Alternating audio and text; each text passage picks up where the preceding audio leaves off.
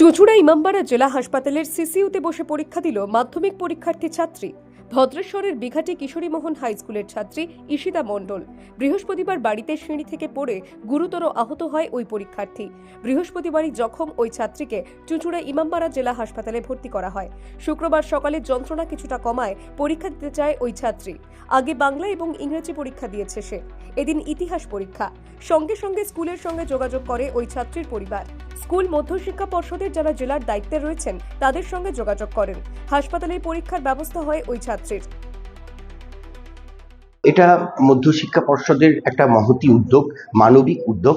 প্রতি বছরই এরকম দু একটি ঘটনা ঘটে, যেসব প্রতিটি জেলাতেই খুব সুষ্ঠুভাবে একটা নির্দিষ্ট গাইডলাইন্স আছে। সেই গাইডলাইন্স মেনে আমরা পরীক্ষা তার ব্যবস্থা করি।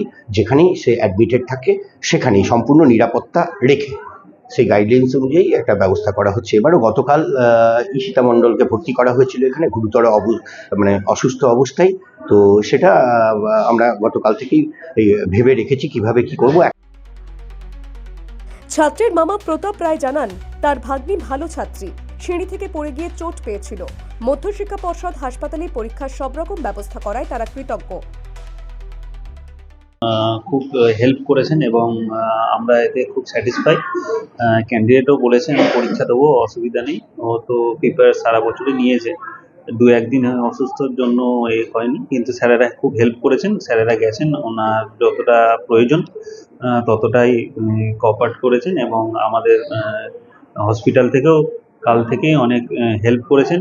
এনারা খুব হেল্পফুল, যাতে এক্সামটা খুব ভালোভাবে দেওয়া হয় তার জন্য এনারা সুব্যবস্থা করা হয়েছে। শারীরিক অবস্থা আজকে সকালে আমি কথা বলেছি, ও বলেছে আমি সুস্থ আছি, অসুবিধা নেই, আমি পরীক্ষা দিতে পারব। বিঘাটি কিশোরী মোহন হাই স্কুলের ছাত্রী ঈশিতার সিট পড়েছিল দিগরা মল্লিকহাটি দেশবন্ধু বিদ্যাপীঠে। Bureau report, the Wall news.